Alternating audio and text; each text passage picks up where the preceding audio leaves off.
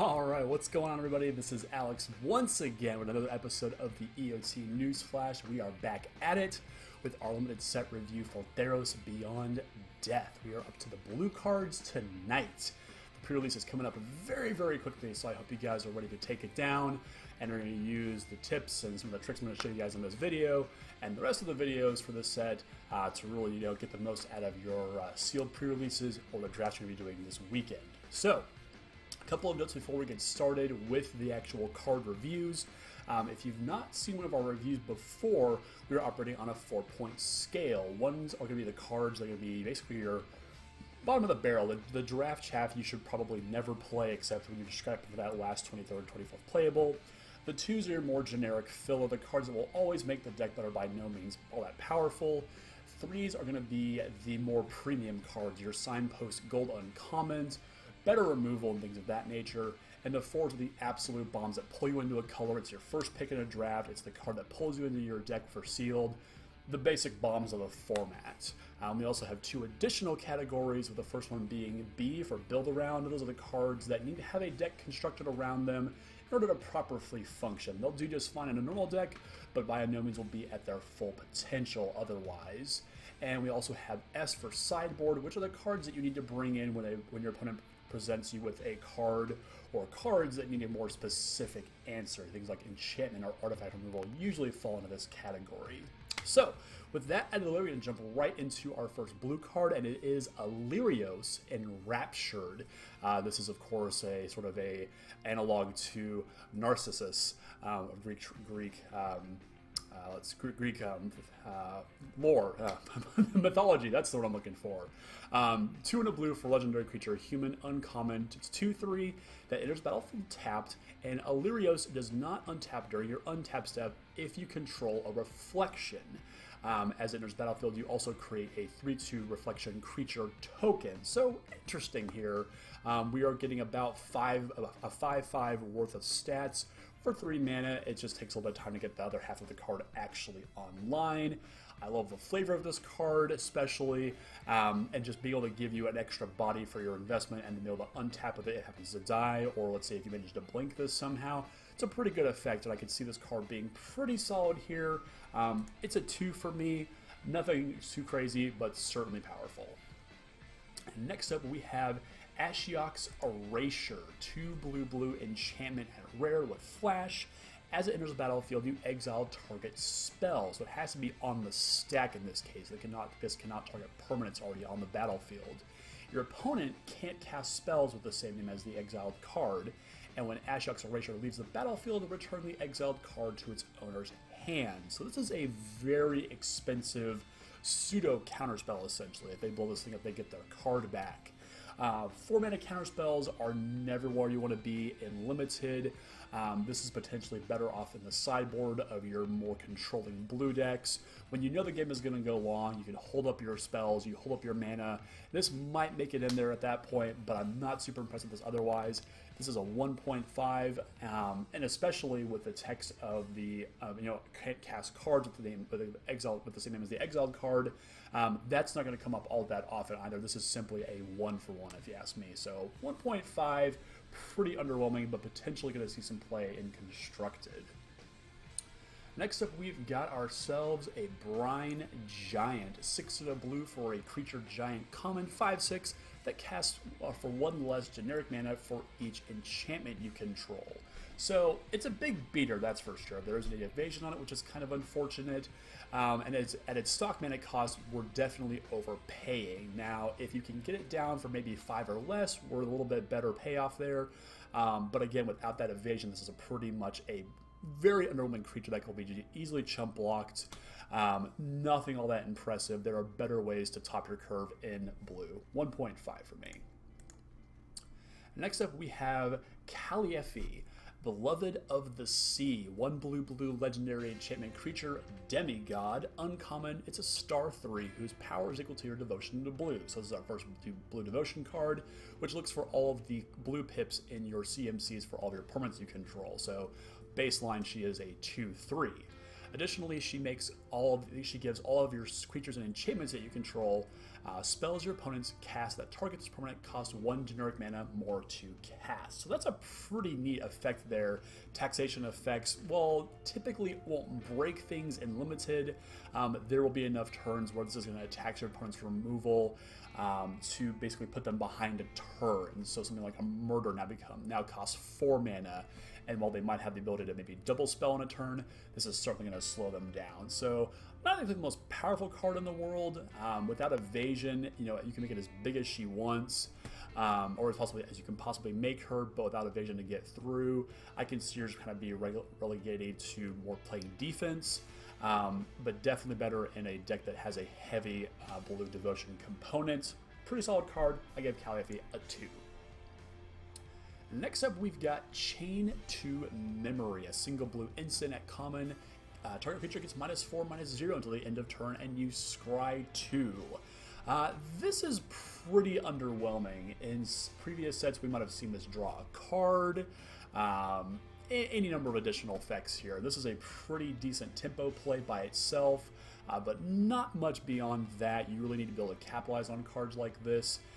This will see its much better return on your investment here when you are playing this in draft, and you can build your deck in a more aggressive tempo fashion. But that being said, for your pre-releases, this is going to stick to a 1.5. Like I said, decent tempo play, but not much else.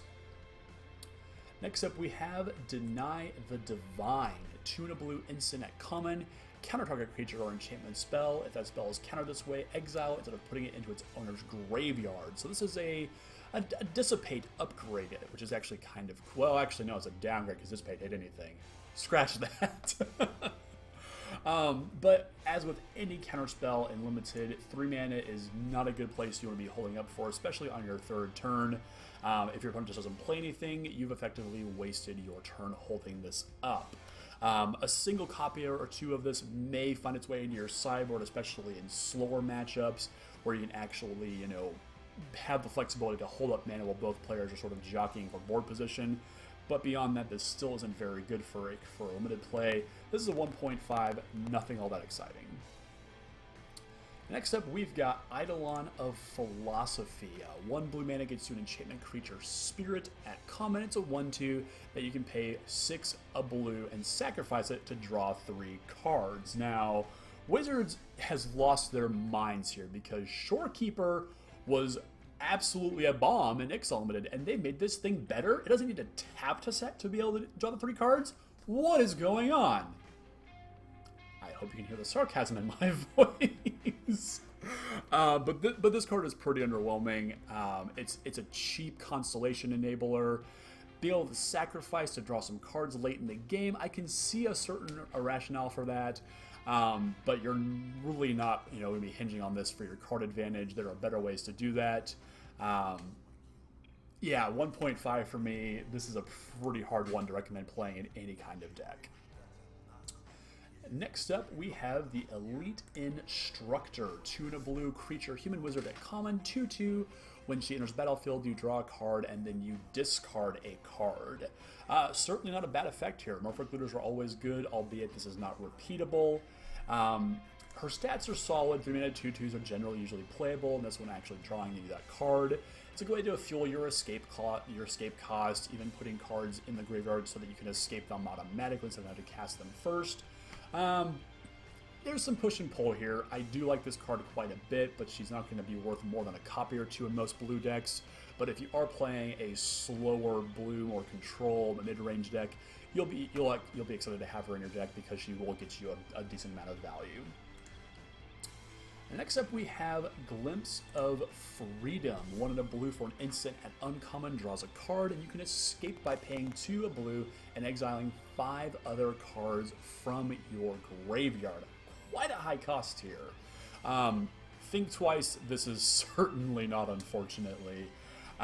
This will be a decent role player in your slower control decks, and the price of the escape will be easily met if you do have, a decent number of other removal spells to go along with this. I wouldn't prioritize this highly, however, because there are better, more powerful draw engines in this set, if you ask me. So this is a 1.5. I'm happy to play a copy, but usually no more than 2. Next up, we've got let me make sure I say this right, Ichthyomorphosis. I think I got that right. 2 and a blue for an enchantment aura at common that enchants a creature. An enchanted creature loses all abilities and is a blue fish with base power and toughness 0/1. Now, we've seen previous versions of this where it makes it a 1/1 with no abilities, and the difference between a 0/1 and a 1/1 is surprisingly huge. Obviously, it can deal damage. But this is actually one of the better blue removal spells we have in the set. There's actually one more enchantment-based one that I quite like as well. And this is just going to be a good way to shut down any problematic creature your opponent has. And it'll definitely be able to make sure that you can get this into the graveyard once they do block with it and it dies, to fuel escape costs, so on and so forth. This is a pretty solid removal spell here for blue. I do like this one quite a bit. Solid 2 for me. Next up, we have Kiora Bests the Sea God, or in this case, Kiora Bests your sad opponent has to deal with this card. 5 blue for a mythic enchantment Saga. So, of course, Sagas will activate on the turn that they come into play with the first stage, and then adding the second and third, and in some cases, fourth lore counter on subsequent upkeeps, sacrificing it on its final stage. So, stage 1 creates an 8/8 blue Kraken creature with hexproof. Already insane. Second stage taps all non-land permanents that target opponent controls. They don't untap during their controller's next untap step. Yikes! And stage 3 lets you gain control of target permanent and opponent controls and untapping it. Wow. This is pretty nuts. The only thing holding this card back is the pretty ridiculously high CMC. If this is a relatively slow sealed format, slow draft format, this becomes an absolute bomb.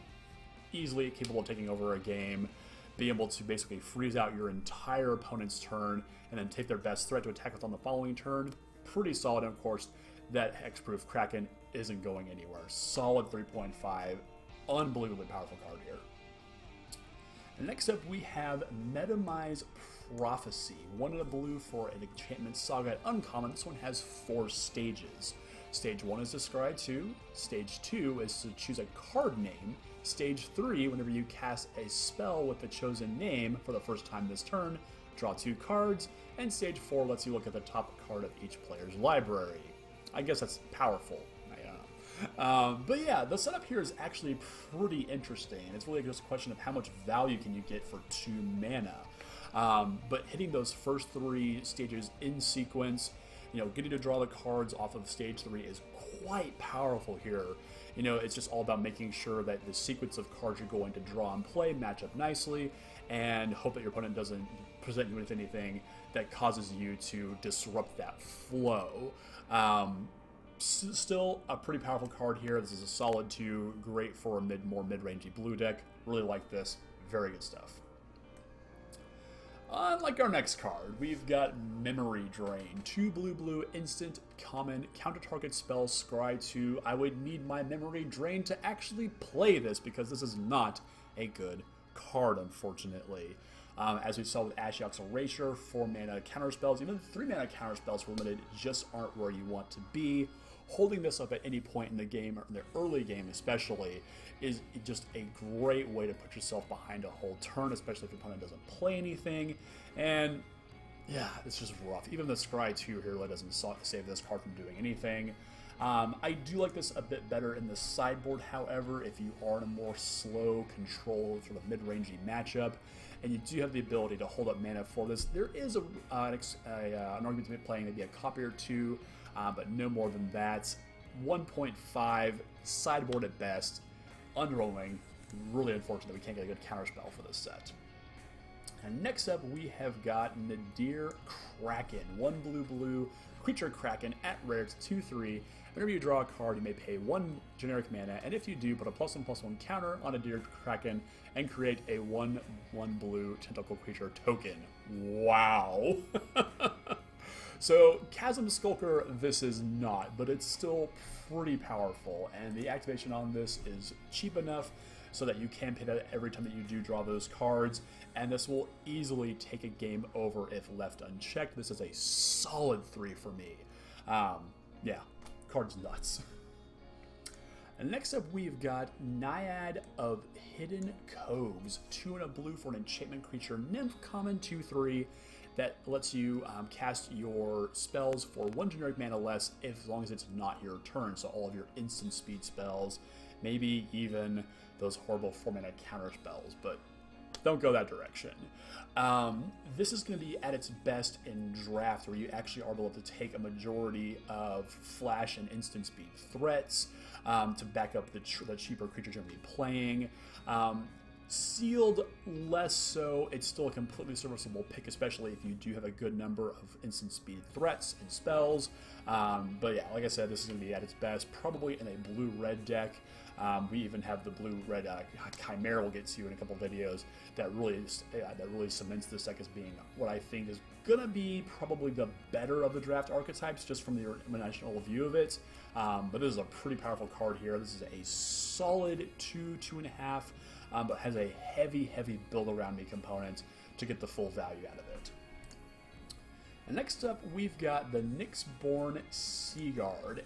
Every color gets one of these, generically costed mana creatures. That's an enchantment, has a relatively large toughness or power, and that's it. They're just do nothing big booties or big punchy guys. This is at 1.5. It's pretty underwhelming. If you need some Constellation enablers, this will do the trick, and it blocks decently well. It's a 1.5 and nothing beyond that. Next up, we've got Omen of the Sea. 1 in a blue enchantment at common, has flash, so great for enabling Constellation at instant speed. And when Omen of the Sea enters the battlefield, you scry 2 and then draw a card. Hey, that's preordained. And you can pay 2 in a blue to sacrifice Omen of the Sea and scry 2. As I've said before, I really like the Omen cycle here. This is another fantastic one here. Great way to sort of gain that incremental value. Scrying first and then drawing the card is absolutely huge. That's the biggest downside of the Serum Visions, is that you draw then scry. So I think this could just be the closest thing we'll ever get to preordain coming back to standard. So be happy this is here, ladies and gentlemen. This is a solid 2 for me. It's a great role player in any blue deck, especially those that have a heavy Constellation component or just need a good way to just gain incremental advantage throughout the game to find their more expensive threats and find their lands, make those land drops, and resolve their big creatures. Solid 2 here. And next up, we have got One with the Stars. For 3 to blue enchantment aura at uncommon, enchant creature or enchantment. Enchanted permanent is an enchantment and loses all other card types. It still has its abilities, but it's no longer a creature. So this is the other just wildly powerful blue enchantment based removal in this set. This is a slam dunk 3 here. When I first read this card, I was really confused by the wording on it, enchant creature or enchantment, because as soon as you enchant a creature, it becomes an enchantment, and did it not have that enchant creature or enchantment clause, it would fall right off. So good on Wizards for making a very elegant solution to a pretty wonky design otherwise. But this is a great way to answer really any threat your opponent presents you with, be it a god, some sort of mythic monster like a giant. Who knows? This is a very powerful card here. This is a solid 3, and probably, in my opinion, the best removal that blue has in this set. Next up, we've got Protean Thaumaturge. Let's go with Thaumaturge. 1 in a blue human wizard at rare, 1/1 with Constellation. Whenever an enchantment enters the battlefield under your control, you may have Protean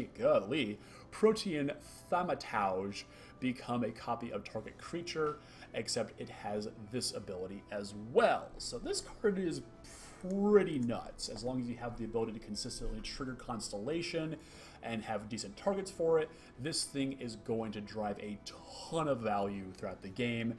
This is a solid 2.5, with the only drawback that you obviously do need those targets and a consistent way to trigger Constellation, which we'll actually get to here in just a minute. So, very good card. Next up, we have the Riptide Turtle. 1 in a blue for a creature turtle at common, 0/5 with flash. and Defender. This card is questionable to me. The only decks that would even have any passing interest in playing this card are those very dirtily control decks that just need to keep the board under control for as long as possible before they can deploy one of their bigger threats like Kiorbest the Sea God or maybe one of the other gods. There's not a lot going on here, unfortunately, and that is just a 1 for me. Sorry, Turtle. You're too turtly. And next up, we've got Sage of Mysteries. A single blue mana gets you a human wizard at uncommon to 0/2. And when Constellation triggers, target player puts the top 2 cards of their library into their graveyard. This is a solid build around here. Wizard seems to be quite obsessed with putting mill in every freaking set possible. And I'm quite glad that we don't have something like Merfolk's Secret Keeper in this set because that card is atrocious. As long as you've got a decent way to trigger Constellation consistently, I can see this doing something. Maybe you're actually targeting yourself to fuel your escape stuff. But if your opponent does have a good number of escape cards in their deck as well, I can see this thing actually coming back and biting you in the butt. So it's a B to build around, but I don't think I would even go that far unless I just managed to draft the nuts out of this. Even then, not impressed by this card at all. Next up, we've got Sea God's Scorn. 4 blue sorcery at uncommon, return up to 3 target creatures and or enchantments to their owner's hand. So this is sort of an upgrade to the card we saw in Core 2019 that I'm blanking on that does the exact same thing, minus the enchantment clause. This is a pretty solid sort of upset play here. This is not designed for control decks to buy time. This is more so blowing out your opponent's top best 3 creatures and smashing in for an alpha strike here. And again, being able to hit enchantments and unlock some of your other creatures is just icing on the cake. Just make sure that when you actually do fire this off, you do capitalize on that massive tempo swing. Otherwise, pretty solid card, 2.5. Next up, we've got Shimmerwing Chimera, 3 and a blue for an enchantment creature at uncommon, 3/2 with flying. At the beginning of your upkeep, return up to 1 other target enchantment you control to its owner's hand. So I cannot remember the name of the card from Original Theros that had text similar to this, but that was a must. You had to bounce that enchantment. So if it happened to be your only one, it had to go back to your hand. But the Shimmerwing Chimera here lets you to choose up to 1, so you don't actually have to bounce itself, up to 1 other as well. So it can never bounce itself unless you've got another one in play. So pretty cool here. This is a great way to consistently trigger Constellation, especially if you have cheaper creatures to go with it. And like I said, being able to bounce when you want and what you want is a huge upside to this card. Solid 2.5. And, as no surprise, goes quite well with our next card here. This is Shoal Kraken, 4 and a blue for a creature Kraken at uncommon. It's a 3/5, and whenever Constellation triggers, you may draw a card, and if you do, discard a card. Like I said, those 2 cards, Shimmerwing and Shoal Kraken here, are best friends to constantly be able to trigger Constellation, churn through your deck super quick, find the land drops that you need, find your threats, find your removal. Super powerful card here, solid 2.5. I am so hyped on the blue Constellation decks. I'm all in. Less so with this next card. We've got Sleep of the Dead. A single blue mana at sorcery gets you a common that taps target creature, and it doesn't untap during its controller's next untap step. And you can also escape it by paying 2 a blue and exiling 3 other cards from your graveyard. As with all tempo plays, which is what this plain and simple is, you've got to capitalize on it. You just can't play this to keep a guy locked down for a turn and hope to find some action off of that. You've got to be proactive with cards like this, and as such, it's just a 1.5. This might be better if there is an incredibly aggressive tempo deck that you're able to draft. But I really have to insist again, if you're gonna play cards like this, cards like Sea God's Scorn, you've got to have a play to capitalize on that tempo advantage that you've gained there. So as it sits, it's a 1.5 here. Next up, we've got Starlit Mantle, a 1 and a blue enchantment aura at common, flash, enchant creature you control. As it enters battlefield, target creature gains, or the enchanted creature gains hexproof until the end of turn, and also gets +1/+1. So I like this quite a bit. This is a great way for those tempo decks to really capitalize on the ability to play on their opponent's instep. The Naiad we looked at earlier is a great way to go along with this, making this cost only a single blue mana. Great for activating Constellation at instant speed. It's not going to light the world on fire by any stretch of the imagination, but it is a great tempo play. This is a solid 1.52, somewhere in the middle. I'm leaning more towards the 2.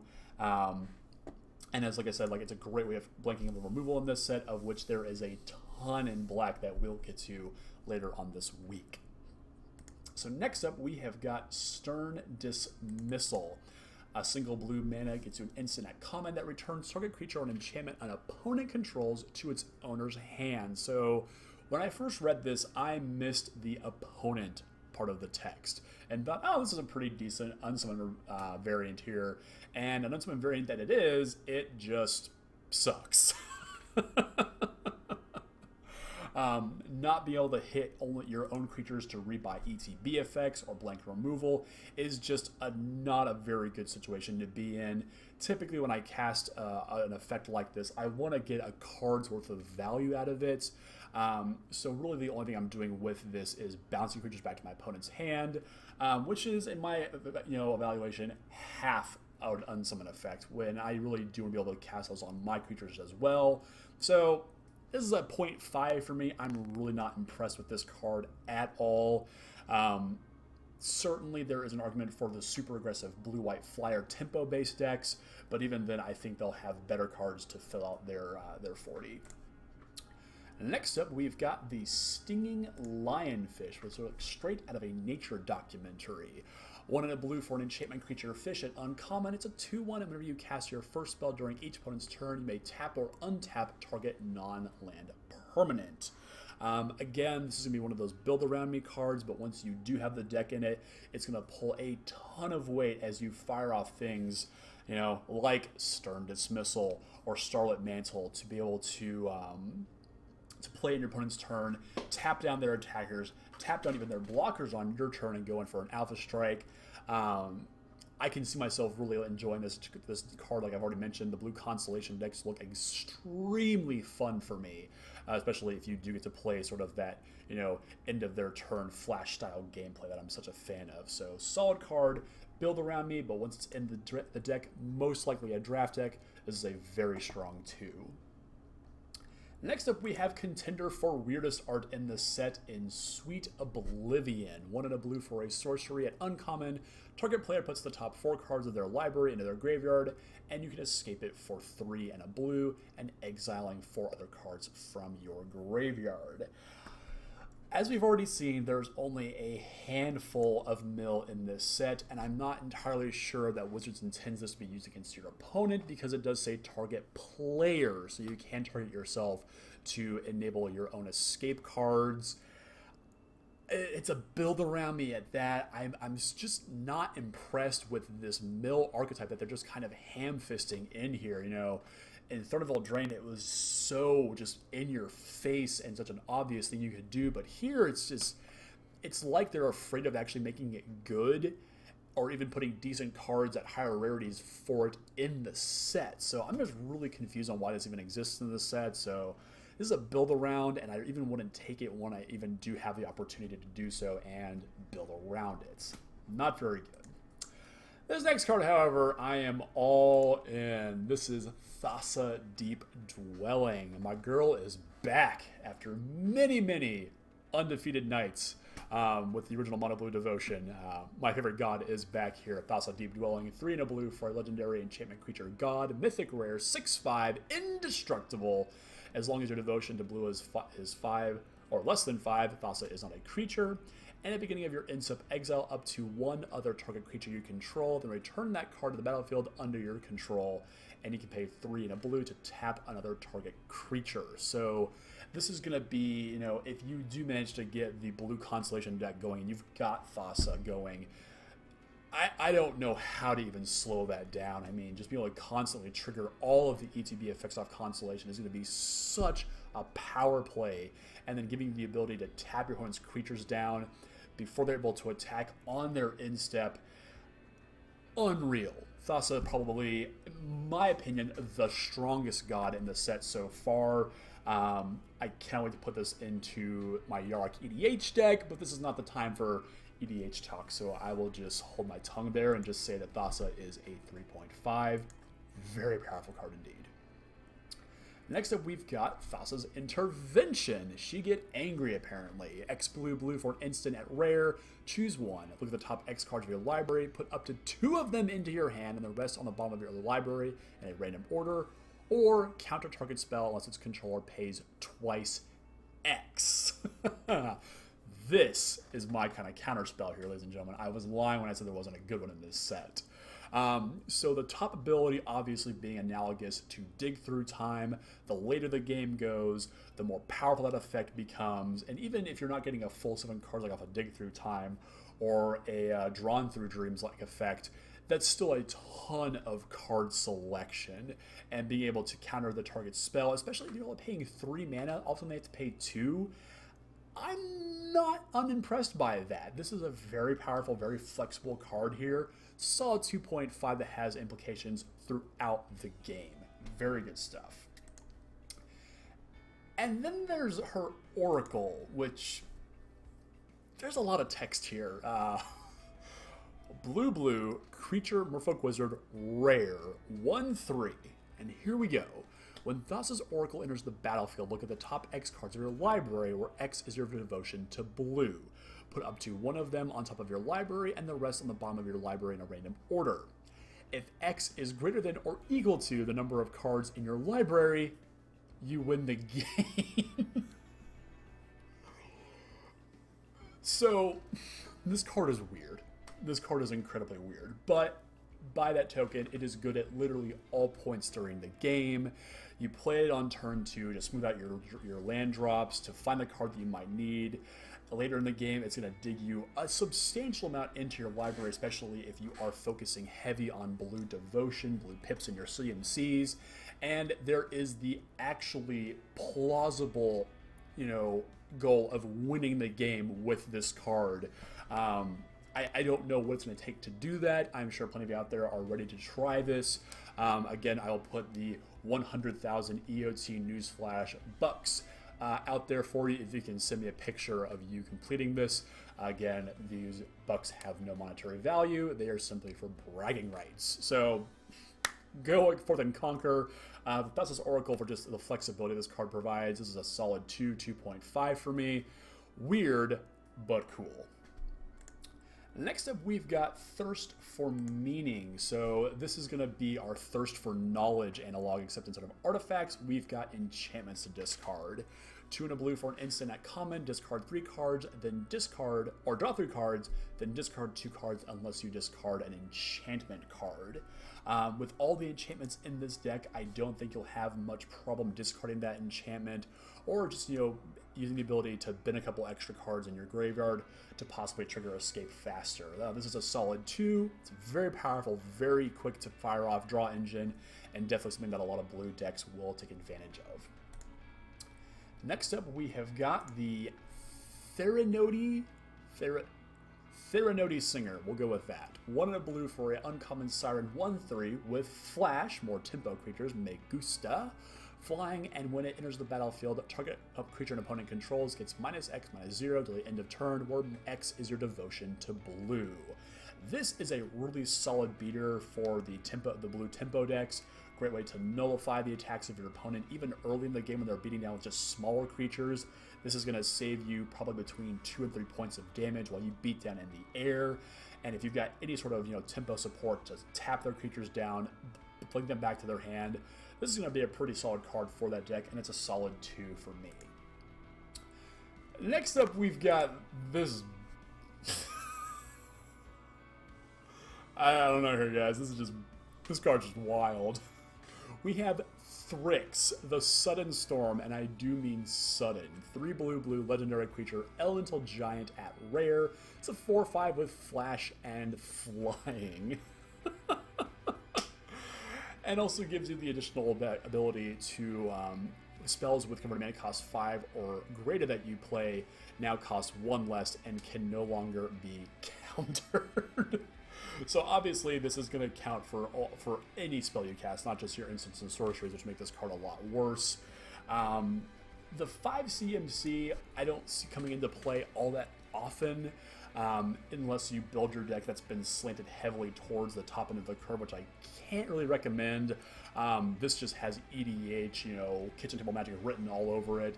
But I won't be embarrassed to jam this into any blue deck that I play. This is a solid 3, massive beater, and a surprise blocker out of nowhere. I can see tons of blowouts with Thrix here. Next up, we've got more mill cards. Damn it, Wizards. Towering Wave Mystic. 1 in a blue creature Merfolk Wizard at common. As it enters, whenever it deals damage, target player puts that many cards on the top of their library into their graveyard. It's a 2/1. I would not waste my time trying to pump this to get it through for any amount of damage. It's going to be blocked by everything. Just don't. Just don't.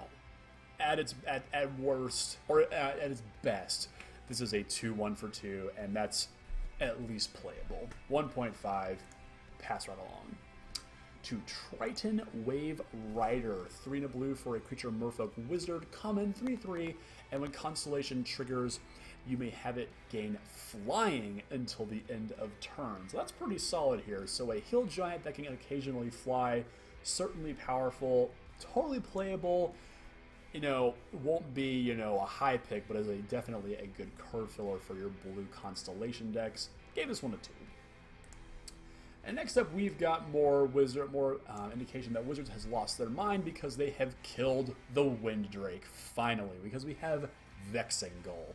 2 in a blue for a creature bird, common, 2/2, flash, and fly. For some reason, Wizards thought that Winddrake was just not good enough. But this thing is quite powerful in this case, being able to hold up, the mana to play a trick, play a removal spell, and then not have anything to do to flash this in on your opponent's instep. Quite powerful here.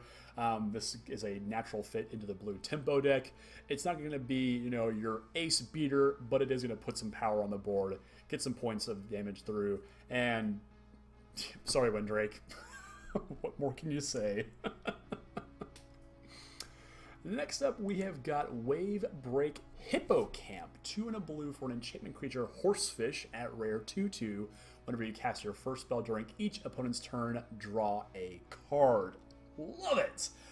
This is a solid 3 for me for all the obvious reasons. We've seen plenty of flash tempo plays in this set for blue, and this is going to be that ultimate payoff for that deck. Or really just any deck that has any incidental ability to cast instant speed spells.